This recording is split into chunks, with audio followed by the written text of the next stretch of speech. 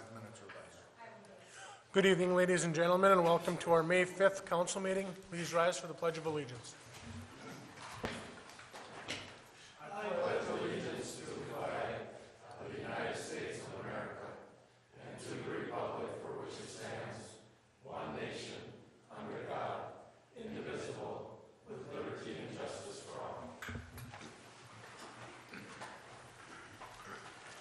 Roll call. Mr. Oja? Here. Mr. Menegini? Here. Dr. Hayes? Here. Mr. Gottstein? Here. Mr. Ball? I need a motion to excuse Mr. Ball. He's not feeling well this evening. I'll make a motion to excuse Mr. Ball. Second. Motion made by Lee, supported by Chris. Roll call. Mr. Menegini? Yes. Dr. Hayes? Yes. Mr. Gottstein? Yes. Mr. Oja? Yes. Approval of the minutes of the regular meeting of April 21st. Any additions or corrections? I'll make a motion, we approve the minutes of the regular meeting of April 21st, 2014. Support. Motion made by Dr. Hayes, supported by Lee. Roll call. Dr. Hayes? Yes. Mr. Gottstein? Yes. Mr. Oja? Yes. Mr. Menegini? Yes. Approval manifest 2014-09 in the amount of $373,725.33. Chris. No questions. Dr. Hayes. I have no questions. Lee. Page 4, electric, halfway down, professional services. American Industrial Motor SVC Test Service Unit Number 2 hydro generator. I know we had approved that, Joe, but did everything work out okay on that? Yes, it did. What was the major issue? Was that the one that was out of line on the top a little bit? Yeah, that's the one, stator winding was, Stator, okay. was off. What the major issue is that the Babbitt bearings that hold the rotating portion of that generator in place are starting to wear. And time permitting, I need to take it down after spring runoff and have the Babbitts checked and maybe resurface.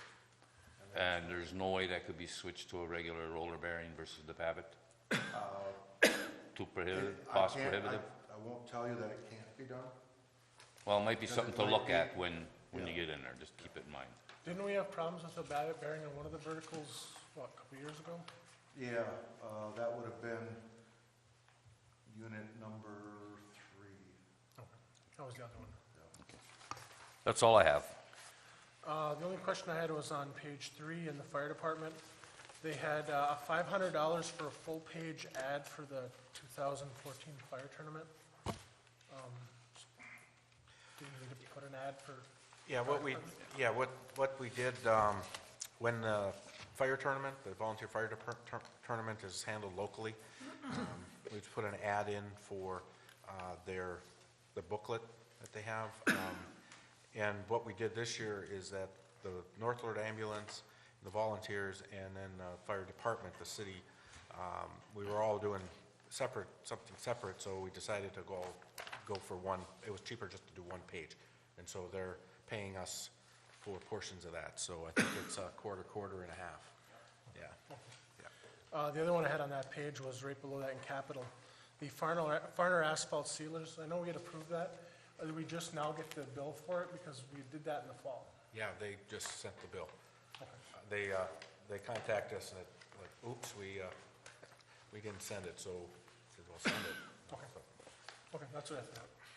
I have no other questions. With that, I'm looking for a motion to approve.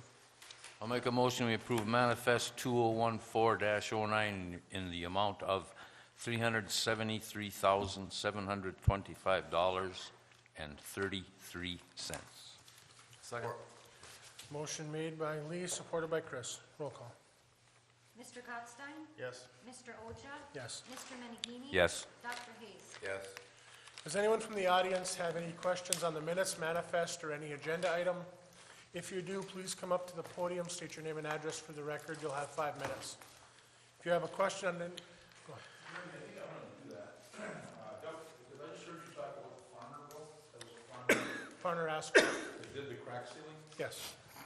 Okay, the reason I'm going to say this is that I don't know if you had any kind of warranty with that, but they did some work right near my house down here on 4th, and that hasn't held up very well at all. Now, I don't know, Ray, have you seen that, or Joe, have you seen that?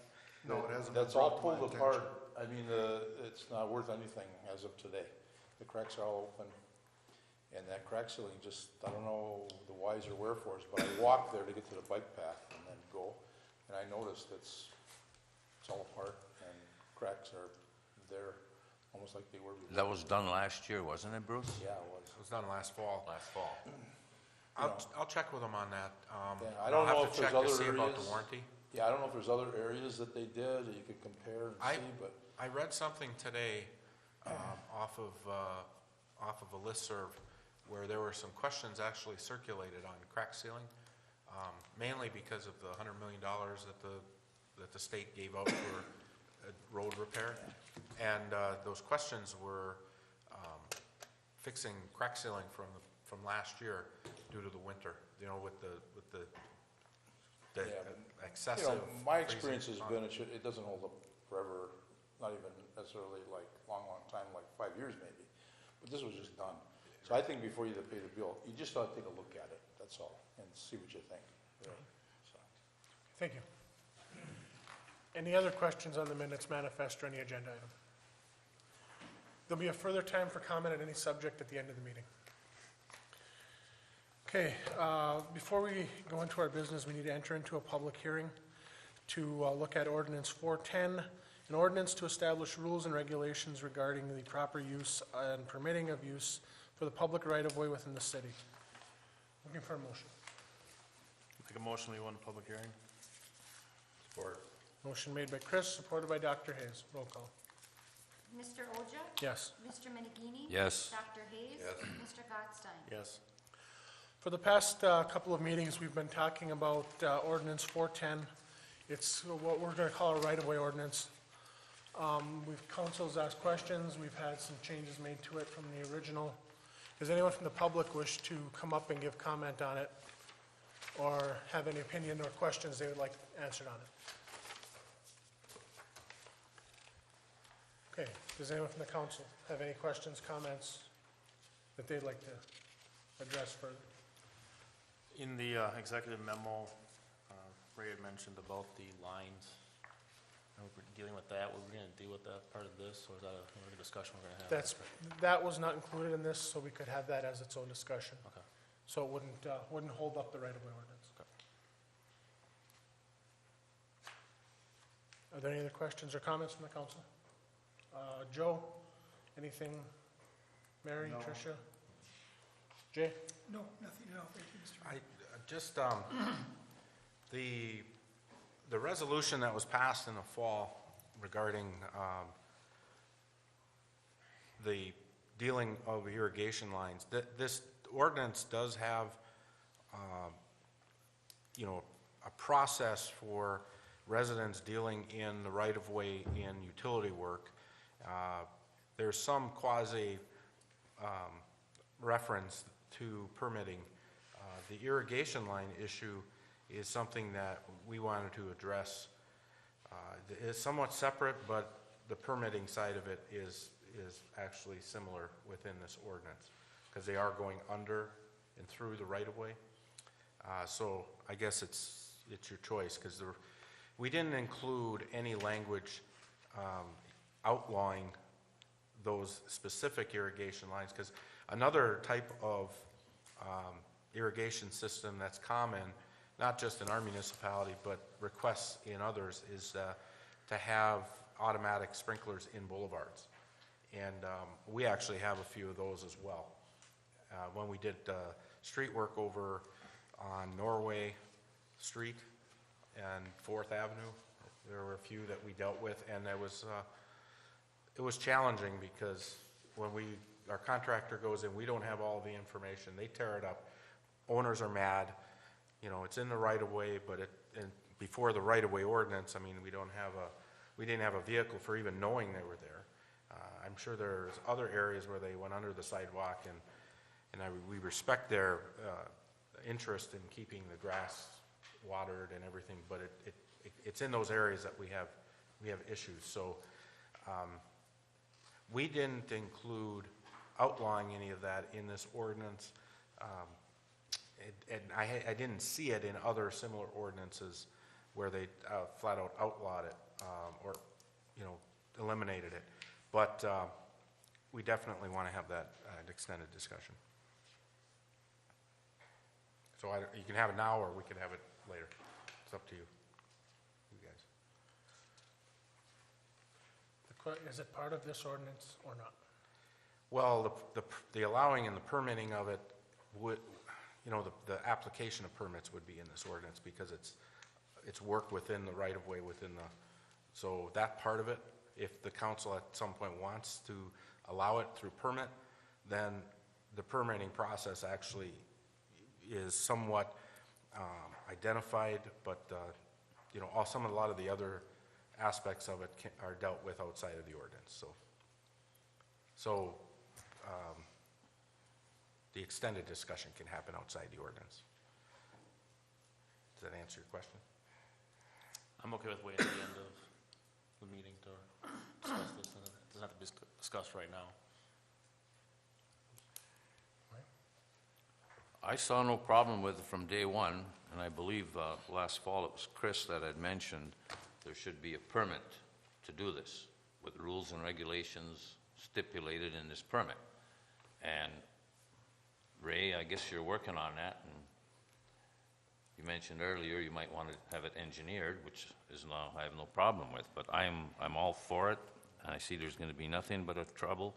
We've got the 4 or 5, how many people there are already doing it, and you can't say no to the next guy that wants to do it. And I know they talked about grandfathering the ones that did it already, but I see nothing but trouble if we don't let them do it. And again, sign a waiver. As our attorney has stated, the waivers don't have any value. And I can't understand that.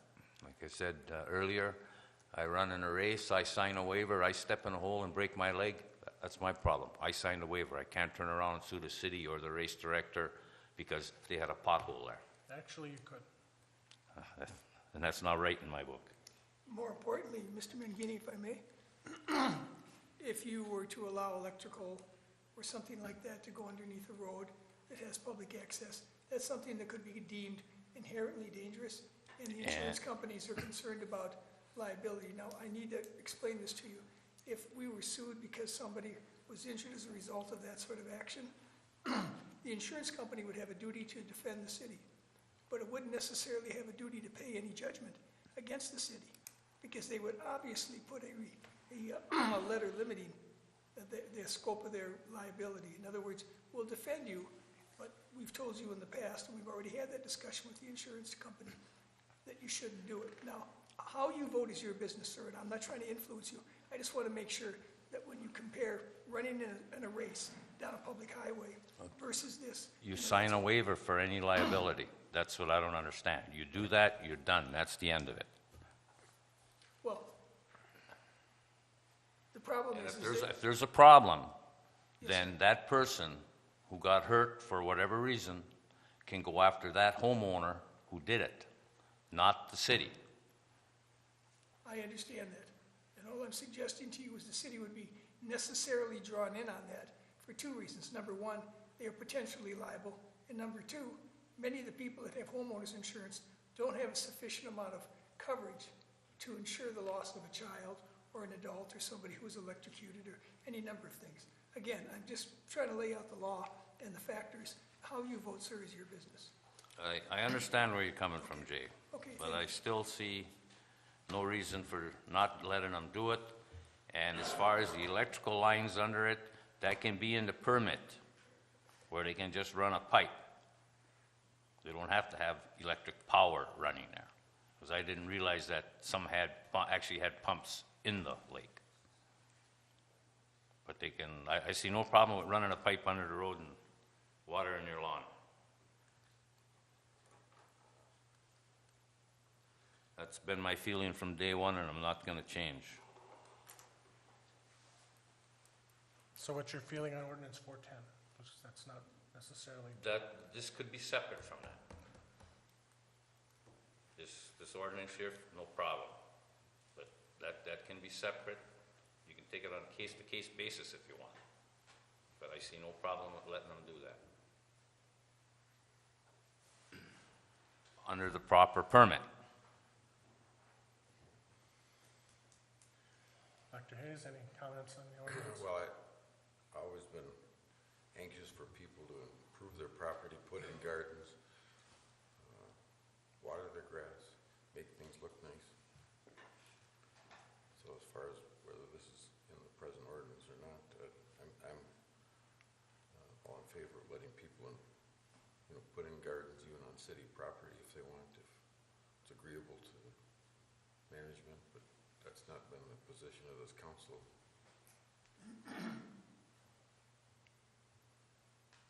Okay, is there any other comments on ordinance 410? Any other comments on ordinance 410? Any other comments on ordinance 410? Hearing none, I need for a motion to close the public hearing, go back in regular session. I'll make a motion, we close public hearing, go back to regular session. Support. Motion made by Chris, supported by Lee. Roll call. Mr. Menegini? Yes. Dr. Hayes? Yes. Mr. Gottstein? Yes. Mr. Oja? Yes. We have 5 things on our business this evening. The first one is the ordinance 410 we just discussed. The ordinance to establish rules and regulations regarding the proper use and permitting of use for the public right-of-way within the city. Any other questions or comments? Otherwise, I'm looking for a motion. I'll make a motion that ordinance number 410, an ordinance to establish rules and regulations regarding the proper use and permitting of use for the public right-of-way within the city. Second? Motion made by Lee, supported by Chris. Roll call. Dr. Hayes? Yes. Mr. Gottstein? Yes. Mr. Oja? Yes. Mr. Menegini? Yes. Next, we have on the agenda approval USDA RD wastewater improvement project 2 engineering agreement. Mr. Anderson. Thank you, Mr. Mayor. Actually, the next 2 items are engineering agreements for upcoming water and sewer project. The first is for sewer project in the distribution, or in the collection system, which is actually in the roadway. Bruce Hawkinson from Mead and Hunt is here representing Mead and Hunt, who will be handling the work for the city. If you remember, this is a project that we started back in 2006.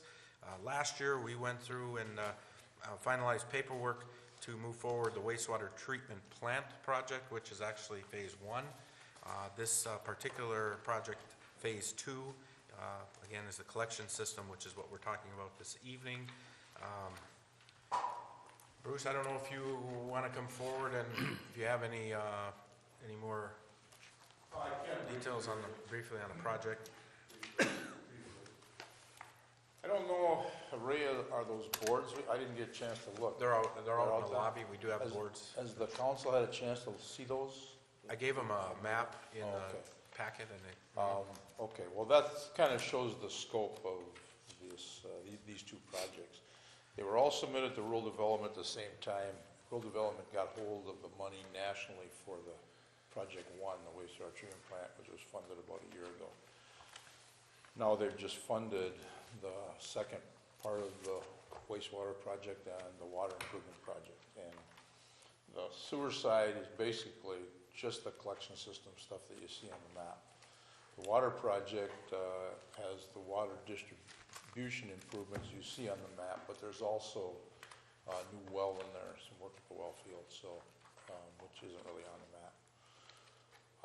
So they're pretty straightforward. They're intended to be constructed at the same time by the same contractor. There'll be 1 set of contract documents for them.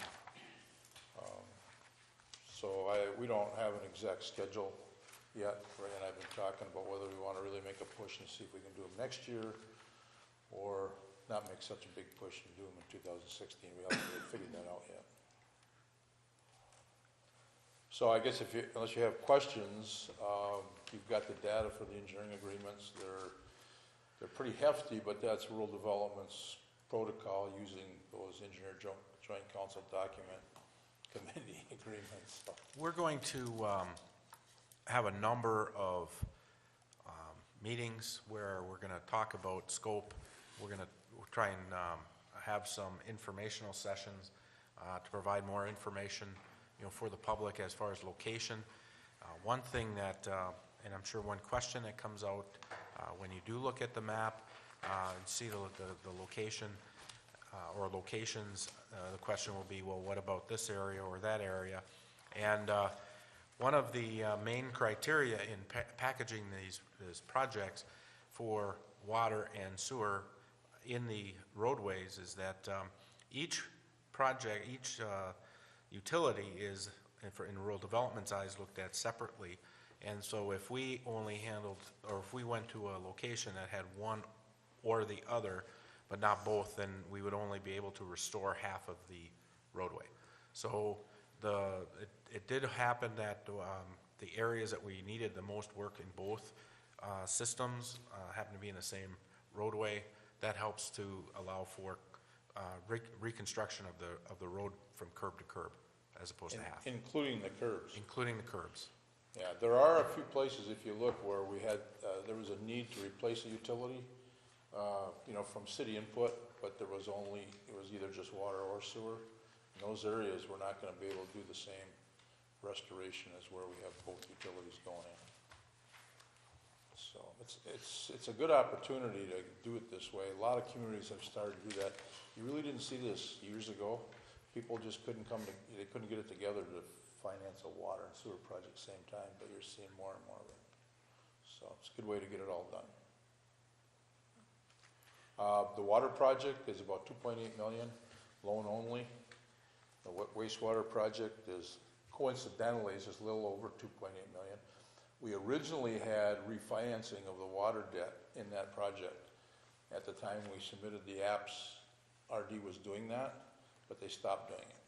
And so, I forget what that was, I don't remember, Ray, but there was a couple million or something that we were going to hope to It was refinance about the same. at a lower interest rate, but that went by the wayside. So just coincidentally, it's about the same size project now.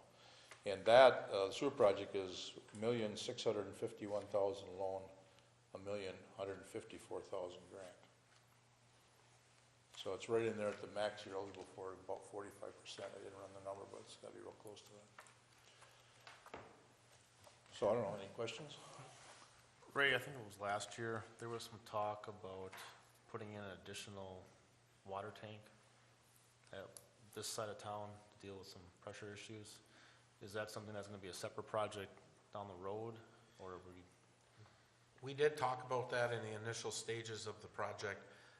It just comes down to the amount that, we're able to deal with at the time of the application. It did not shake out as the top priority, in looking at the project. And I don't know if you want to add to that. Well, as I remember, Ray, part of the discussion about another tank had to do with the potential for some expansion. Well, you can't put utilities in the ground in it for any potential expansion with this money.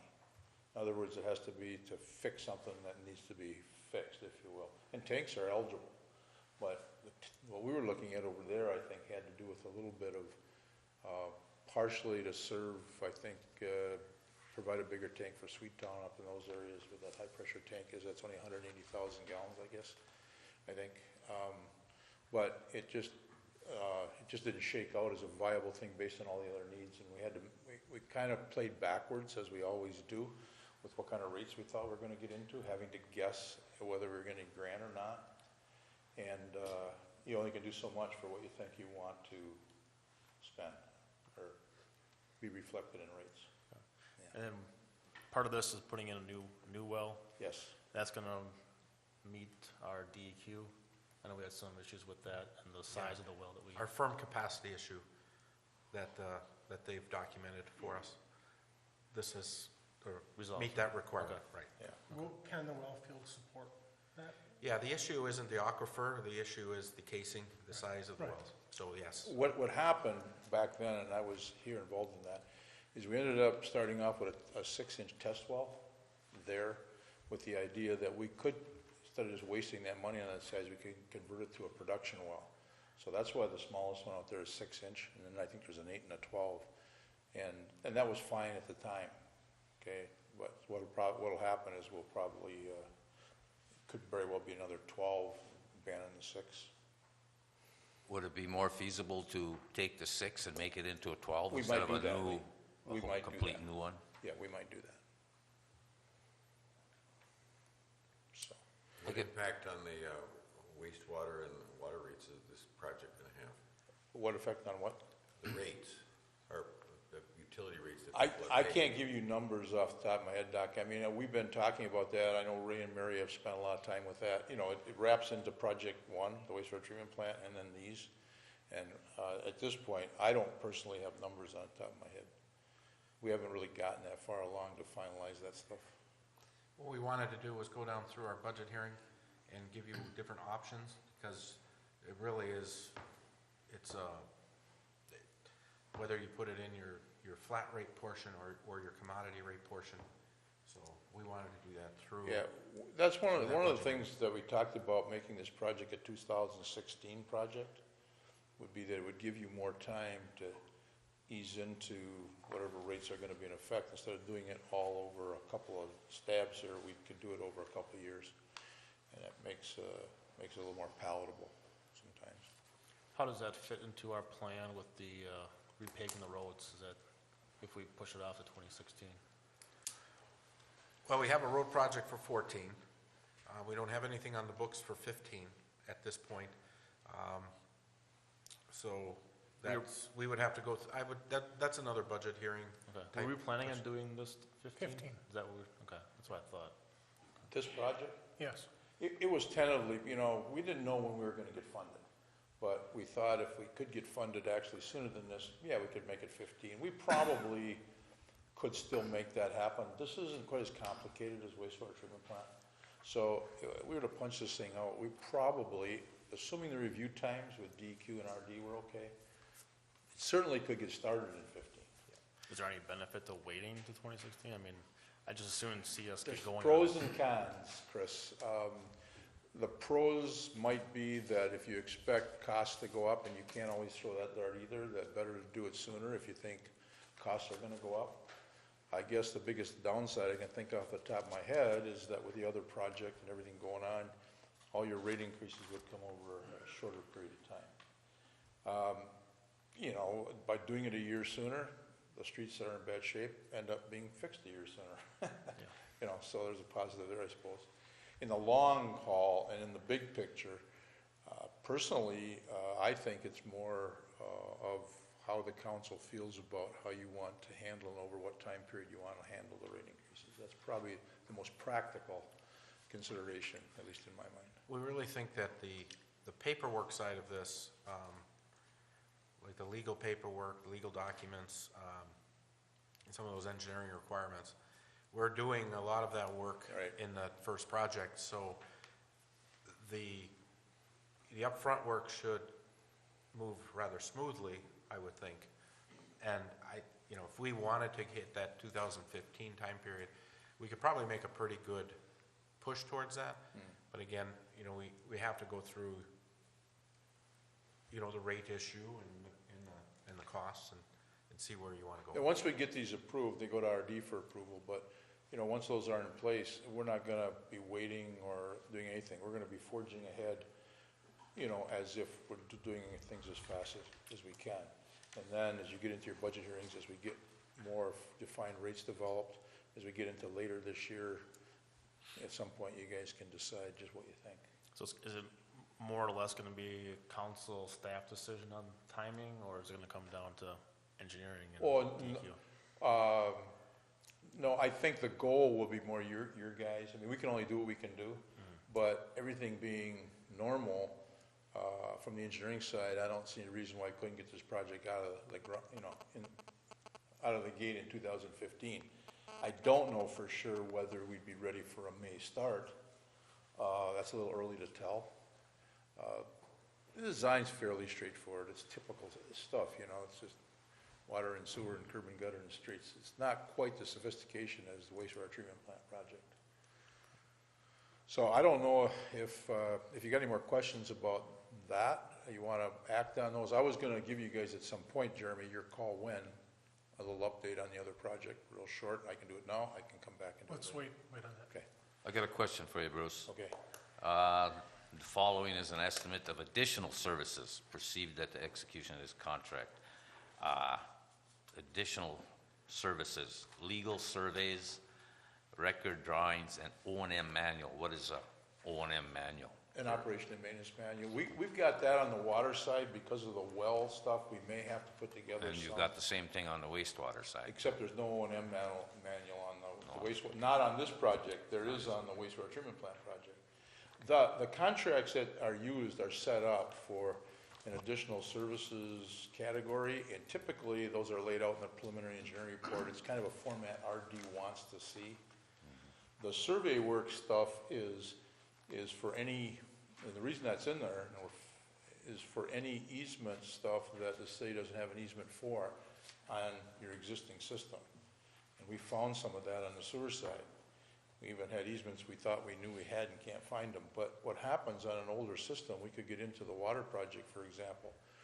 We could find out that you have some water mains that aren't in the public right of way, and you have no recorded easement of going across. It's been there forever. And we need to clean all that stuff up. RD requires we clean it all up because you got to certify that you have control. Long story. That's why those are in there. But those are our typical items that are put in that category just because of the way the contracts are laid out. Yeah, they're not, it's kind of a misnomer because they're services that really, most of them have to be done to some extent. So the word additional is kind of weird, but that's just the way they lay it out. Okay, I have one other question for you, Ray. I probably should have asked this before. It started in 2006. How was it decided as to which engineering service we went to? Nothing personal. We had a Bribery. competitive process. It was okay. Well, I wasn't here in 2006. That's why I'm asking. Yeah, we had a competitive process. There were, how many that came and gave proposals? Oh, I don't know. 4 at least. 3, 4. Oh, Ray okay. talked to. Question answered. And jumping ahead a little bit here, I'm sure you have an answer for this one too. And the first one here on the wastewater project, the engineering is 13.87% of the projected cost of the $389,000. And for the water, it's 13.18%. Are you giving us a deal on that, or just less engineering to do on the water end versus? No, I suspect the that there wastewater might be end? some questions on the numbers, so, you know. No, it's just the way, when you put together some cost takeoffs, you know, you even look at the disparity between the design a little bit. When you look at I don't know what page you're looking at, but there's a breakdown between basic services and inspection and additional services, and it might be hard to correlate it. Sometimes it's, because they're being done together, it's just kind of the way it shakes out when you do a breakdown. You know, those are well within the RD guidelines. You will find on engineering fees that when you go from a project of a couple $100,000 to a $10 million project, you're going to have engineering fees with full-time inspection, which is really a key. That's a big number. You will go from percentages, if you look on the low end for a $200,000 project or so, even $300,000, you might see engineering fees with full-time inspection at 20%. I would tell you that's probably a normal number. As you work your way up towards 10 million, you work your way down to 10%. Those are just numbers.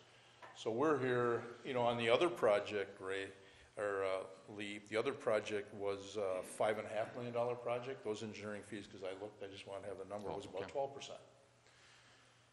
So that's kind of the way engineering fees go when you include full-time inspection, and that matters because that's a big part of the ticket.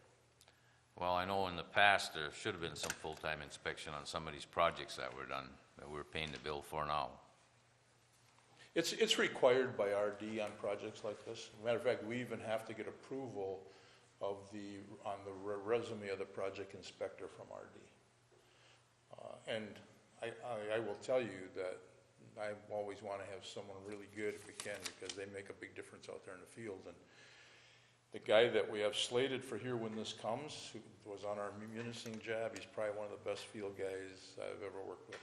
And there's little things that happen, and he can always look ahead and he can fix stuff before it becomes a problem, and that's important, especially on street jobs. It's the street jobs. There's so much stuff you don't know you're going to run into. So anyway, that's the answer to that one. Is there anything in this project that would be considered non-essential or not necessary? Or is everything? Because when you started off, you said that you start backwards and see how much money we're gonna get, and then that's how much money we're Well- gonna spend, and that determines the project. So I guess my concern would be then, is this everything necessary, or are we just putting things in here because we want to The spend answer the to money? that, Doc, is probably mostly a matter of someone's opinion of what's essential, okay? That's not an easy thing to answer. But I will tell you this, that what you really do is you don't really look at the funding you're gonna get.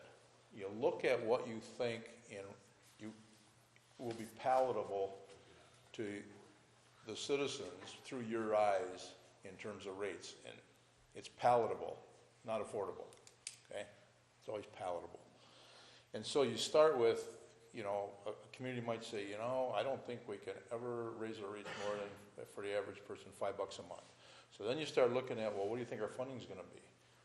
You know, are we gonna get any grant? What kind of project size do you think we can have for $5 a month? And then you start looking at, well, I think we can have this size project. Okay, well, how do the priorities shake out?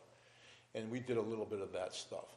And we sat down and looked at where the areas, the biggest need was for both utilities and, to be quite honest, where there was a grave need for some street work. Because utilities, some of the utilities were needed in a lot of places. We're not doing everything. But we looked at the need for the utilities in conjunction with the need for street improvements. You wouldn't necessarily tell our depot at the street improvement part. Don't worry, this isn't taped or anything, or broadcast on TV. I know. Well, again, I just wanted to make sure that But these these are. improvements that These are good for the city. They are. And not just to spend money on a project. That's No, where I was getting at. No, I mean, that would be foolish. Yeah, It's all places where the utilities are gonna be replaced before long someday anyway, and you'll still have other places to go. Yeah, for both the collection and distribution priority list, there were areas that did not make the list that you know, really could be on the list if we had asked for a larger project. You know, we met with the superintendent, foreman, you know, the staff, and we went down through. Another part was DEQ. We met with them, and you know, they come and inspect the system. They you know, they look at our permits, and so they weigh in on what we need to be focusing on as well. Most of the pipe we're replacing is vit clay on the sewer side and cast iron on the water side. Yeah. And you can see around town some of the things that have happened with cast iron pipe we still have on the ground this year. So we're not replacing anything that's new and got 70 years of life yet left. It's all the older technology pipe. So, Since we've had such a bad winter and so many problems with freeze up, is that gonna be, take some insight into what the project is gonna be and how it's gonna be carried out? Is that gonna affect it? did we talk about that at your last meeting? Yes. Insulating. Okay, you were here, weren't you? Yes. Okay. So So I'm just wanting some reassurance. the answer is the same. No, we've talked about that. We've talked about whether, I mean, the options are burying stuff deeper or insulating. I mean, that's about the two options you have. And the problem, you know, and it's mostly services that typically freeze. You don't see the actual water mains. You've had a couple of them in smaller ones. I know one was a 4-inch. I don't know what size the other one was, Joe, down here, but We had a 12-inch. yeah, I don't know the conditions for why it froze. I mean, normally in a grid system, water is flowing through the mains most of the time. You know, the mains, it's the services that have the issues. You know, you can insulate because of the trench size on services, putting 4-foot wide, 2-inch styrofoam down is kind of unwieldy. It's a little impractical. Putting 2 feet wide down will help, but in a real tough frost, it can work its way around it. There's no guarantees. It's not real expensive. You start burying everything a foot deeper, even if you don't have water or rock, it adds to the cost. So that's a judgment, and that's something that we're gonna, you know, the city's gonna weigh in on. I mean, Ray and Joe and everybody's gonna have input into that. do whatever the city thinks they want to do, but it does cost money when you start doing some of that stuff, so it's a judgment call. And it's been 20 years since we had something like this. In 20 years, we could have it again. So I guess, how much money do you want to spend to minimize that risk? And the dart on how much of the risk you minimize is a dart. When, So, on each one of the main breaks to date, well, all of the water leaks to date, you know, I met with Joe, I met with Dave, and look at what are the conditions of the line, the pipe itself, the conditions that it's operating in. And there seems to be two main factors in all, if not all, or very close to all of the breaks. When it comes to the mains, they all acted like a dead end, and they were all sand cast. When the service lines, I don't believe we had any copper that blew, but they were all galvanized. So, you know, those are all the areas that we're trying to target. And the reason Yeah, a I lot think of that- those happen in the spring is that some of you might know this, but when water freezes, just when it starts to thaw, before it thaws, it expands again. Expands just a little bit as the thawing process starts. And that cast iron, the old cast iron pipe, I mean, that stuff does not have hardly any give. And that's why you see a lot of them when frost starts coming out of the ground, and because frost shifts a little bit, the cast has no give. You just snap. The ductile iron pipe you use today has a lot more give. And like Ray said, copper services, you haven't had one problem with them. Most communities are seeing their problems with the old galvanized services and cast iron mains. So So then the answer to the question is yes, we're going to keep these things in mind. we are. It'll come down to economics and a judgment by the city as to just what they might want to do. Yeah. I guess the short answer was yes. Anybody else? Any other questions? Thank you. Okay, thank you. Okay, the first one up is for the wastewater improvement project 2. Is there any other questions or comments? Otherwise, I'm looking for a motion. I'll make a motion, we approve USDA RD wastewater improvement project 2 engineering agreement. Support. For the price not to exceed $389,000. Sure. Motion made by Chris, supported by Dr. Hayes. Roll call. Mr. Gottstein? Yes. Mr. Ogier? Yes. Mr. Menigini? Yes. Dr. Hayes? Yes. The next thing is the USDA RD Water Improvement Project Engineering Agreement. This goes right along with the wastewater. It's just like we said, it's the system. It's system work plus well field work. And so we've talked about it already. Are there any other questions or comments on it? If not, I'm looking for a motion on that one.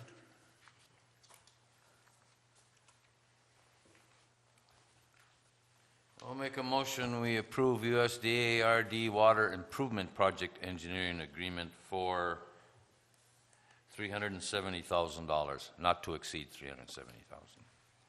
Second. Motion made by Lee, supported by Chris. Roll call. Mr. Ogier? Yes. Mr. Menigini? Yes. Dr. Hayes? Yes. Mr. Gottstein? Yes. Next on the agenda, we have approval Sturgeon Falls Hydroelectric Facility Tanner Gate repair. Joe, I'll throw that one over to you. As council is aware of, this has been an ongoing problem for a while, and it took a little bit of time to put together because of the scope of work and the amount of labor to build a cofferdam, and then once we got the interested parties to interview all the parties to make sure that they knew what actually needed to happen and could do the job properly. So we finally have gotten through that process, and I am asking you to look over what I put together and Ray put together, and I am suggesting to approve TCR for $308,000 for repairing the Tanner Gate, which would include putting together the cofferdam, which is done by a company that they kind of aligned with, Brennan is a large company that has been doing dam work on the Mississippi River. I'm really not sure the year they were founded, but they've been there a very long time. In fact, I actually talked to Brennan before TCR put their hat in the mix, and it ended up that TCR and Brennan joined forces and put a bid in together. So I'm very comfortable after interviewing everybody with TCR's scope and how it's going to be done. And unless there's some other specific questions on the project. I see a lot of this, Joe, is additional.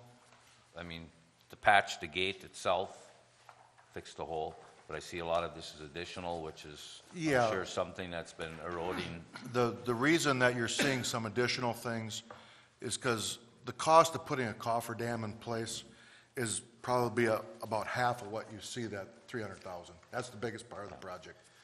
And if you're going to go through all that effort to put a coffer dam in, you want to make sure you do everything you need to do so you don't have to do it for another 50 years.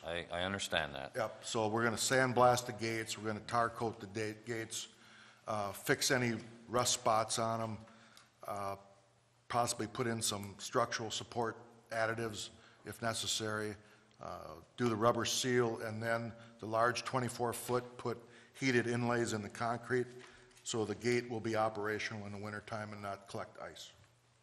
Is there a warranty, any kind of a warranty on? I've got Dean Hulses here, which is our representation with TCR tonight, with some other representation from the company, and they can address that question. I got a question here, too. How many, okay, it's TCR versus with this other company. With Brennan, yes. With Brennan. Is there any other subcontractors involved in this? Yeah, we'll have Socorro doing the heating system for the inlay, for the winterization of the gate, for the automation of it. They'll be the only other subcontractor. And where are you based out of? We're right here in Norway. You're in oh, okay. Yes, sir. Good. I'll say, I want to keep it local if we can, but I see the other local company is $43,000 more than you people are. Was there one other question?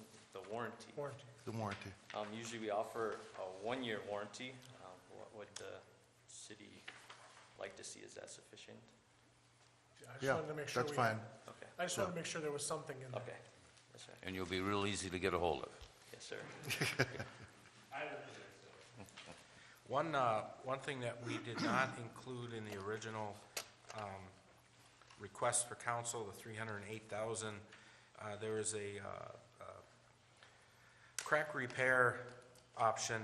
That was the last option for 32,000. That wasn't included in the other two bids, and so we didn't want to. We wanted to show apples and apples on the original bids on the award. If council would consider, we would like to add the 32,000 so that as an alternate or as a final price, and that's also in the budget for that 32,000. Where Let are the me tracks being repaired? expand on that just a little bit, Yeah, go what ahead. that other 32,000 entails. As Ray mentioned, the other two, C.R. Myers and Kaiser, did not put that in their quote, so I didn't think it was fair to put in here. But there's a large vertical, somewhat horizontal crack on the face of the old powerhouse where water's seeping in through the concrete. It's about a ½ inch wide. It's been there for quite a while. And we're trying to waterproof the inside of that wall, and there's a crack sealing system that we can do with divers. When they're on site, they're gonna have divers there to do the cofferdam, and it just makes sense to have the divers go ahead and seal this crack up while they're there, so I don't have to pay for mob and demob again with divers and everything. So that's why the extra that we're requesting is in there. I guess when I was, The final would be $340,000. I guess when I was first reading this, I was a little shocked because I thought we were replacing a rubber seal, and those are really expensive rubber seal for $300,000. Yeah, Not that I'm against us doing all this work when we have to put all this prep into doing it, but it was a little shocking, to say the least, when the number came up. But, if that was all budgeted for, we were covered? Yes, it's in the budget, yeah. And we should be good for 20 years? Sure. Well, I know all this work has to be done. It's not necessarily be better, well, I guess we're better off to do it now. Like you said, you put the coffer dam in, now's the time to get it instead of a couple years down the road. There are FERC requirements to get some of this work done. Well, yeah, there's permits that need to be pulled for the FERC to put a coffer dam in and everything that we'll have to do, but But it's actually on their list that they want us to get this work complete too. yes. What's Are the we gonna time? have any engineering costs for the permits and? Now, I didn't research that part of it, Jeremy. It's possible that Mead and Hunt, Linda Mitchell might get involved in this, but we have her, every year we do that retainer for Mead. So I'm thinking that it would be covered underneath that retainer. I don't think there would be anything excessive here that wouldn't be covered by that, what we do on an annual basis with them. Do we have a time frame as far as when the project would be started? That would depend, it's weather dependent. I'm going to take a stab at probably that August, late July, August. If we keep getting rains through the summer and it's running, you know, it could go into September, but it's only about a 2 to 2.5 week project. Will this affect our power production? No, not at all. It won't improve, No, not leaking no water in? sure. It will help out. Okay. Did you ever figure out how much water we were losing, Joe? Well, that's kind of hard to tell because there's almost 30 feet of pressure on a crack Yeah. that's It about would 1 vary inch from wide. How high it, how deep Yeah, it would it be. depends on the elevation, but I would say about 5 cubic feet a second is what we were probably losing by visually looking at it under the gate. It looks worse than what it was because it shoots out so hard. It really wasn't that much, but it's got to be fixed. Okay, any other questions or comments? If not, I'm looking for a motion. What was the total amount now with the extra? 340,000. I'll make a motion, we approve the Sturgeon Falls Hydroelectric Facility Tainter Gate Repair for a price not to exceed $340,000. Or Motion made by Chris, supported by Dr. Hayes. Roll call. Mr. Venturini? Yes. Dr. Hayes? yes, Mr. Gottstein? Yes. Mr. Oja? Yes. Next on the agenda, we have approval, special events application, Thirsty Whale Outdoor Dance. Mr. Anderson. Thank you, Mr. Mayor. This is a activity that is an annual activity, or Paula over at Thirsty Whale has a couple of these dances during the summer. Typically, we handle this just under the liquor permit, outdoor liquor permit through the police department. However, she did ask or request that we extend the time, quiet hour time. We've been requesting that she shut the band down at midnight, and she would like to go to 1 a.m. I suggested, or I put this on for council approval, because we would have to waive the noise ordinance in order to do this. I will say that we do get some complaints, but not typically right from the neighborhoods, typically out farther from the neighborhood. But, you know, this is really up to council as to whether to allow this to go to 1 p.m. For the additional hour, or 1 a.m. additional hour. There is no public property use. Typically, we do this and there's use of public property. In this particular case, there's no public property use. It's strictly the noise ordinance. If we're having issues with, already with issues with the noise, I don't know that I'm supportive of extending it that extra hour, if there's already problems, personally. Yeah, I don't want to make it sound like it's a overwhelming series of complaints. You know, there are a few of the residents that complain. Some years are worse than others. You know, a lot of it depends on whether they like the music. The wind, I don't know if, Wind and weather. wind and The windows weather, are yeah. open in our house. I mean, I know like the races, there are times when I can really hear them at the house, and there's times when I can barely hear them. It all depends on. I can And I hear, understand that, factors. because even in Third Ward, I've heard the music sometimes from her ear, depending on the weather. but I sit outside my backyard when she has her event going on, and I enjoy listening to the music, and yet there's times the stock car racing makes more noise than the music. So I have no problem with it, expanding it an extra hour. It should be 36 years she's been there now, and she's a heck of a promoter, brings a lot of people into town. If there's no other comments, I'm looking for a motion.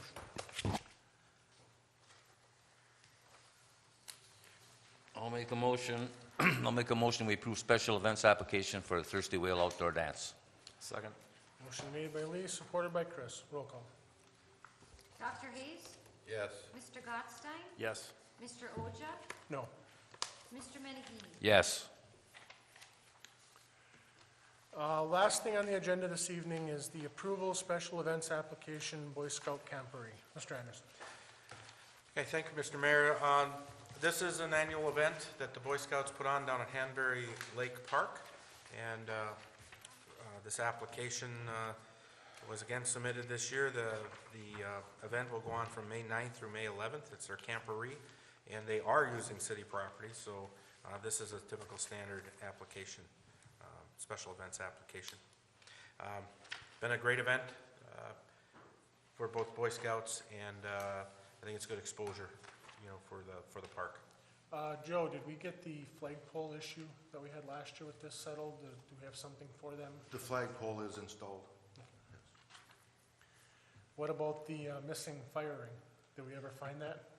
Yes, that was located. That was one of Fred's last investigative deeds before he was still chief. Good. He found it. We'll have that down there for them, we'll have everything. That wasn't really, it's interesting, that wasn't really malicious, that was a misunderstanding.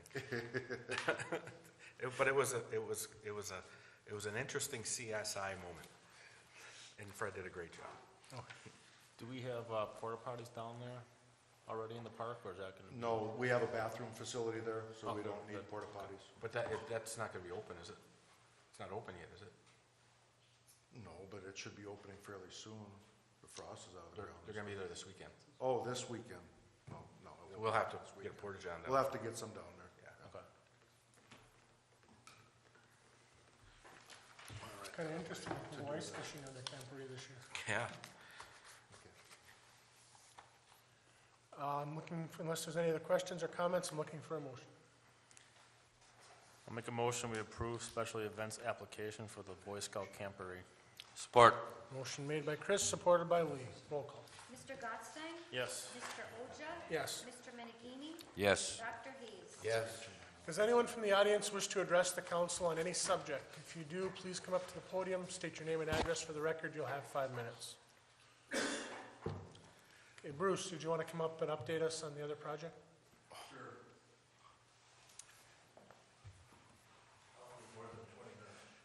Okay. It's quick. I don't know why I brought this, I don't need this. Okay, real quickly, the wastewater treatment plant project. The original project plans and specifications are just about done. We are planning to get those reviewed by RD, Rural Development, to beat a June 10th deadline, after which we've got to use new front-end stuff, all the general conditions and stuff. I'll just leave it at that, because I have those all done. So, and there are a couple, well, that's the design part. There's a couple other scope items that looks like we're going to be taking a look at, and I don't know if, Ray, you want to jump in here or not, but real quickly, one's adding the development of composting Class A sludge at the wastewater treatment plant. And the other one is, it's not quite as large a scope, but rural development's really pushing security issues. We met with them on these other two projects, and we then updated them on the wastewater treatment plant project, and they brought up to Ray, to us, if there's any kind of security things you'd like to see done on these projects, they're all for them. So we're looking at doing some electronic gates and some camera stuff. So we'll have to add to the project. We're looking at having matter of fact, I don't know if you saw the email, Ray, I'm trying to schedule a meeting towards the end of the month up here, another project meeting with all parties, go over everything. We're making progress. We've had 2 meetings with Norway Township to discuss and try to iron out the various agreements we might have and which way they're going to choose to go with ownership of the system. That's kind of the other big ticket item on the list of things to do. So that's kind of it. We're still looking at a project next year. We did an updated cost estimate, and our cost estimate, which was very detailed by our guys in Madison, had the project at about $450,000 or so under the numbers we had in the RD application. Cost estimating for a project like that's pretty difficult, but these guys put a lot of effort into it, and for what that's worth. But it's a better sign than having our cost estimate coming in way over. And these numbers are several years old. I mean, those applications were finalized in 2012, so that was good news. So I guess if there's questions, otherwise for tonight, that would be it. Thank you. Okay. Lee, what do you got? Question, how are we coming on our compost site?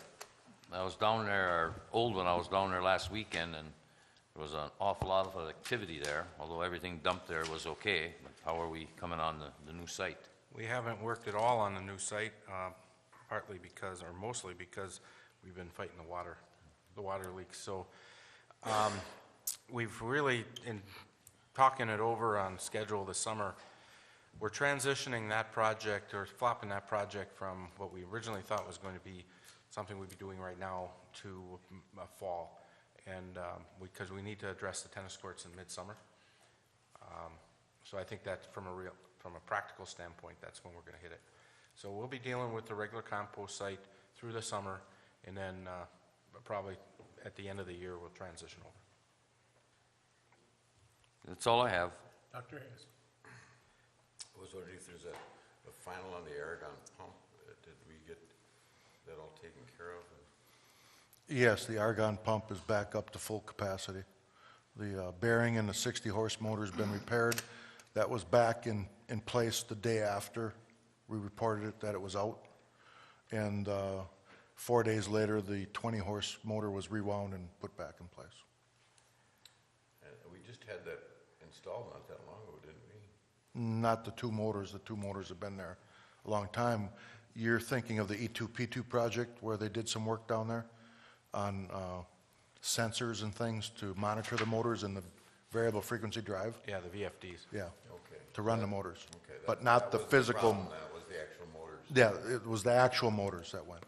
I was wondering if you had a total cost on the winter freeze, you're gonna give us, if that's not available yet, or? Well, we have an updated to date. We keep a running cost. I'll get that to you right away. But as far as brakes go, we're still braking, so it's still ongoing. It's an ongoing. We've Yeah. got a number of them that we we got- still are addressing. Fixed one today and it broke another 50 yards down the road again, so. So they're all gonna be repaired then with the upcoming water project? We're fixing them tomorrow. And I see in your packet you had an article about wood generating electricity, and that a large generating plant would not be practical for the UP just because of the volume of wood that it takes. But they did mention that a small wood waste burning facility may be of some benefit. In the past, I've questioned this just because it's been my impression that we need to do something to knock off our peaks. We need to find some way of or is that a wrong impression on my part that we should find something to reduce the peaks, because that's where a lot of our cost in the electrical field comes from, is by paying for these peak demands. Well, the demand costs are out there. We are under contract with WPPI, so any new generation beyond what we have at the hydro needs to be worked through them because they are our provider. Their interest in having us, you know, they're interested in having us also deal with the efficiency issues and shaving those peaks. But we talk with them. Joe, I don't know if you want to jump in as you meet with them on a regular basis through the... Yeah, there's nothing really new to talk about, other than I'll just make an announcement, but I don't know all of the details yet, and it might be several months before I do. But I was just told over the phone last week that there's a pilot project, they want to put 2 of them out for what's called community solar, where a large solar array would be installed, and then residents would be able to buy into that solar array for a cost, and then that would offset their power consumption at the home. I don't know, that's the rough part of it. I don't know anything beyond that. So they'll be briefing us on it probably within the next couple of months. But they're looking at 2 communities to move forward with it out of the 51 members. Is that community solar? Yes. The one thing too, though, Doc, on the article about the wood, I mean, I don't know any details. I'm just hearing kind of on a peripheral conversation, but there's been a movement from EPA to eliminate wood, wood boilers, outside wood stoves, using wood for heat because of the smoke. So I know that there's smokeless technologies that are being investigated. It may come down in a not too distant future where, there could be some federal rules put in place about burning wood. I think we're going to struggle up in the UP wide with that, but that's just something that I've been hearing bits and pieces of that I think might have some legs, that we have to keep our eye on. I know in New England, they've had problems with this, and there've been communities that have outlawed it just because of the pollution problem. Yeah, and that's community by community. This is the EPA, so I mean, this would be wide-reaching. And the problem we'd have is that if they did that, they wouldn't send in their regulators. They would say to the locals, you need to administer this. And so then we're the ones on the front lines, again, up here, we're really it would really be an issue. So I'd keep an eye on that. There's a groundswell that people don't like the smoke, and they're going to go after it. So. And again, my final comment now would be on Strawberry Lake. I rarely ever get so many negative comments on something. People enjoy walking there because they had shade to walk around. Now there's half the lake where there won't be any shade. So as far as I'm concerned, the experiment was a disaster, but if we can, and I've heard a lot of negative comments about it. I'm surprised nobody came tonight to express their dissatisfaction from what I've talking to people. Are we going to have an aggressive tree planting program down there now with larger trees to help provide shade in the near future, in the next 10 years? We are going to have a tree planting. Talked with Otto about getting that moved forward with this fall planting.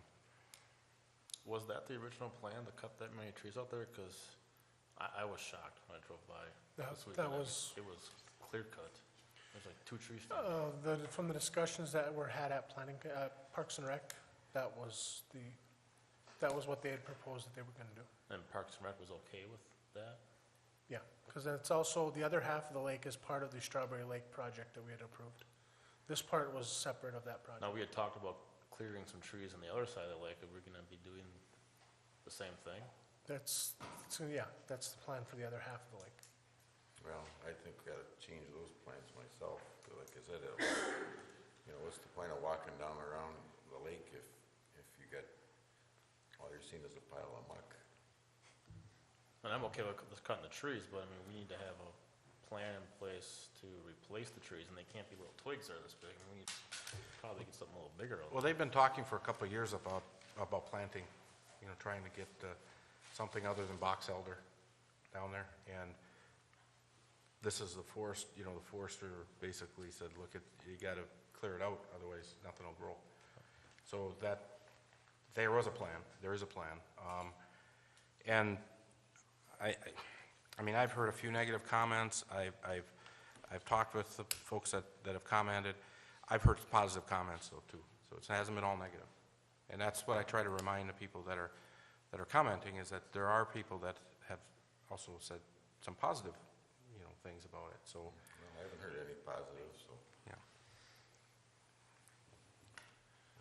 And again, I was unable to make those park and rec meetings because I was out of the country at the time, but, I feel that an ugly tree makes better shade than no tree.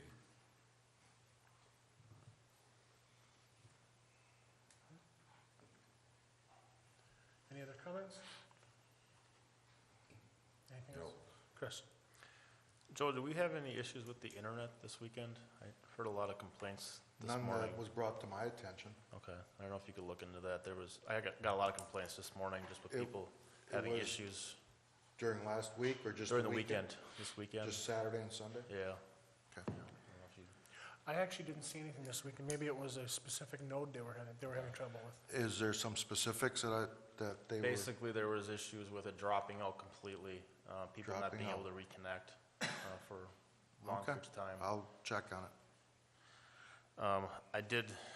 Ray sent me over a picture of the recycle area from the weekend. It was impressive, the amount of trash that was there, and I think that reinforces the need for some kind of camera system there. It's definitely increasing our cost to deal with that. I would like to think it's not our residents doing that, and it's coming from other places, but I'm disappointed in whoever left that pile of garbage by our recycling containers. So hopefully people can take a little more respect for what we have offered over there and not leave their garbage around those containers. And I believe we leave it up to staff to find us some security cameras so we can monitor it a little closer. The last thing, I guess, would be to discuss the lines under Strawberry Lake, or going to Strawberry Lake. If we want to do that tonight yet, or? We can discuss whatever, we can discuss it. I guess my opinion on this, when we first started discussing it, was that it wasn't such a great idea to allow that in the first place, but obviously we have these installations going on there. But in addition to that, we have other installations that aren't by the lake that are in other parts of the city that would also have to be addressed if we were looking at regulating the existing ones. I know we had talked about keeping the existing ones in place and not letting new ones go in, and that obviously brings up some other issues as well.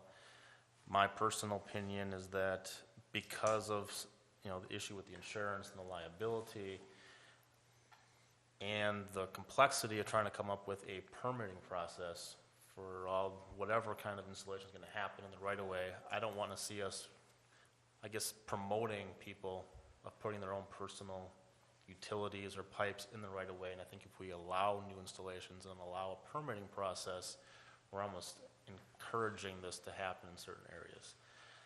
I think that we need to keep the existing installations in place. I don't think we can tell people to take those out. But my opinion is that we should not be allowing new installations to go in, even with a permitting process. I think we're going to run into too many issues from a liability standpoint. And it just, I don't believe it's a good idea. I'm kind of the opposite of what Lee said. I've been against it from the beginning, and I'm still against it today. I don't think it's a good idea to allow people to run the water lines and electric lines under our utilities, under the right-of-way, under the roads. I think there's issues with it. I don't like that kind of use of public property for private use. And so it's something we're obviously not going to solve tonight because we're a person short, and it looks like we're coming down to a 2-2 split. So it's something I think we'll have to take up again next meeting. But Joe?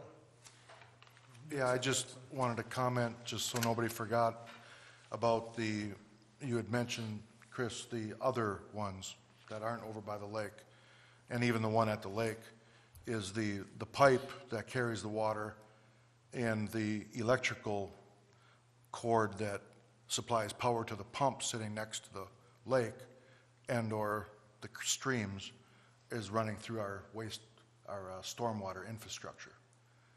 And we have issues with garbage and stuff, grass coming down through there, getting hung up in these pipes and lines and stuff. So from an operational standpoint, if it is the wish of the council to ultimately allow this to happen, from an operational standpoint, you should ask the people that currently have them to move them out of our infrastructure. That's my opinion. So. Hey, one other thing, Ray, on this, let me dig it out here, on this partnership thing with the county. I'd like to be on that meeting. It says here we'd be able to have 2 council representatives at the meeting. Yes. I'd like to be one of those 2 to meet with them. Just let me know when.